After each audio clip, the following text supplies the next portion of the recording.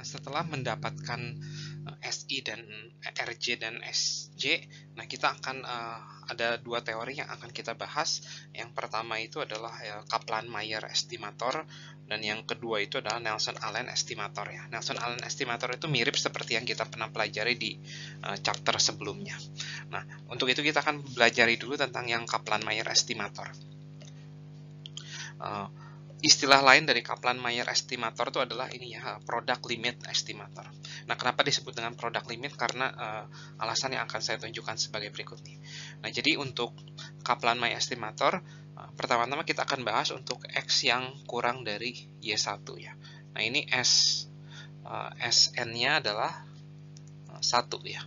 Nah, untuk Y yang Y1 di antara Y1 sampai Y2, ini Snx-nya adalah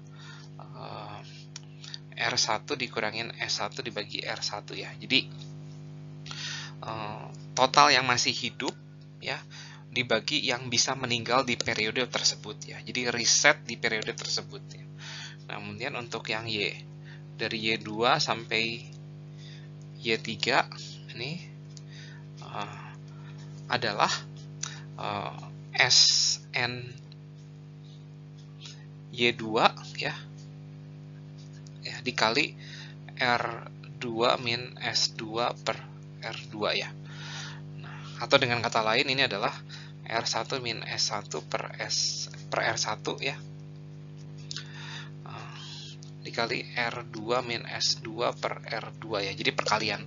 Nah, berarti untuk ketika kita udah ini, maka ini tuh adalah SNX itu adalah produk ya. Jadi I dari 1 sampai J-1 ya. Kenapa J-1? Karena ini 2, ini 1 nih. Tapi ini ketiga, ini masih 2 ya. Ya, semoga cukup jelas ya.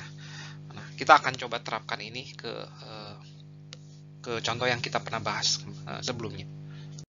Nah, berikut adalah formula umum atau persamaan umum dari Kaplan-Meier estimator.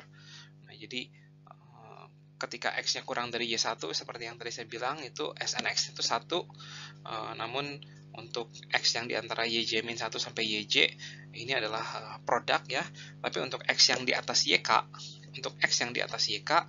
itu adalah semuanya ya, mulai dari R1 sampai RK ya.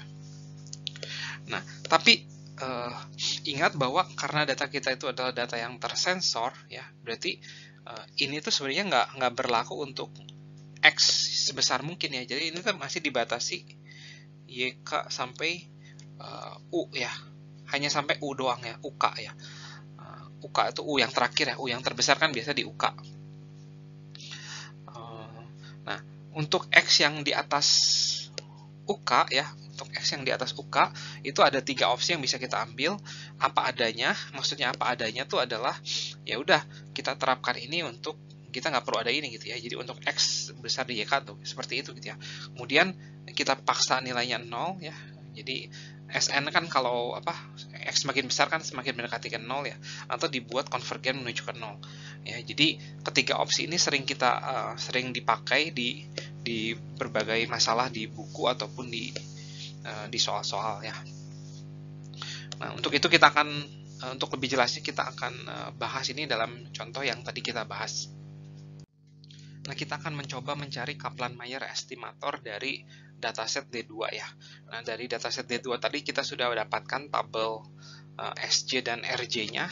Nah, untuk itu kita dengan mudah harusnya bisa mencari Kaplan-Meier estimatornya ya, yaitu SNX ya. N-nya dalam hal ini ada 40 ya. S40X. Nah, ini adalah bersarang ya. Nah, sejumlah berapa? Nah, saya akan coba ya untuk X yang dikurang dari 0,8, itu case pertama ya. Kemudian 0,8, 2,9, 3,1, 4, 4,1, 4,8 ya. Nah, saya tulis dulu ya case-case-nya. Total ada 1, 2, 3, 4, 5, 6, 7. Ada 7 case ya. 2,9, 3,1, 4, 4,1, 4,8 ya. Nah, ini adalah 1 ya. Nah, kemudian untuk yang dari 0,8 sampai 2,9 yaitu adalah yang ini nih. Kita pakai ini ya. Berarti 29 per 30. Nah, selanjutnya 29 per 30 dikali yang kedua nih, yaitu 24 per 26. Nah, selanjutnya 29 per 30, 24 per 26 dikali ini sama ini, 25 per 26, 29 per 30, 24 per 26 per 26 dikali ini, 24 per 26 lagi ya. Ini saya biar nggak lupa.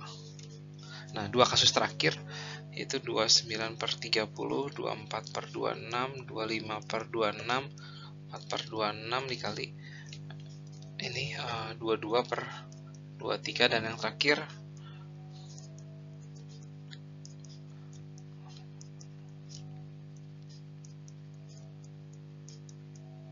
yaitu 20 per 21 ya. Nah, sebenarnya ini harusnya dibatasi oleh 5 ya. Kenapa 5? Karena kan U yang terbesar itu adalah 5 ya nilainya ya. Nah, berarti ini untuk X yang di atas 5 tuh gimana nih gitu. Nah, apa nih yang terjadi? Nah, tadi kita sudah mention ada 3 pilihan yang bisa diambil.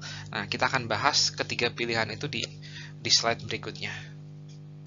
Nah, di slide ini saya sudah menulis kembali S40 yang ini, S40 yang saya sudah dapatkan di slide sebelumnya, namun saya tulis dalam bentuk desimal sekarang ya. Dan di sini untuk X-nya itu hanya terbatas sampai 5. Nah, ketika X-nya di atas 5, ada 3 pilihan yang bisa kita ambil ya. Ya, pilihan pertama ya, tetap 0,2715 ya, apa adanya ya. OR gitu ya. Atau kita paksa 0 ya.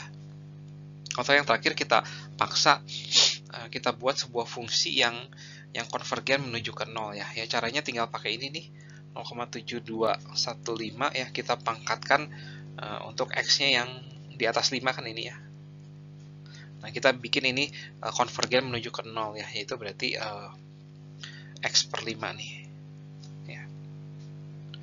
Nah, jadi ini ketika X menuju tahingga, ini akan menuju ke 0 nih untuk X yang di atas 5. Nah, ini ada 3 pilihan yang bisa kita ambil ya. Ya, semoga cukup jelas apa yang. Nah, ini 5-nya di sini dari ini ya, 5-nya ini nih. Ya. Oke, sekarang kita akan masuk ke pembahasan berikutnya, yaitu tentang estimator Nelson-Allen.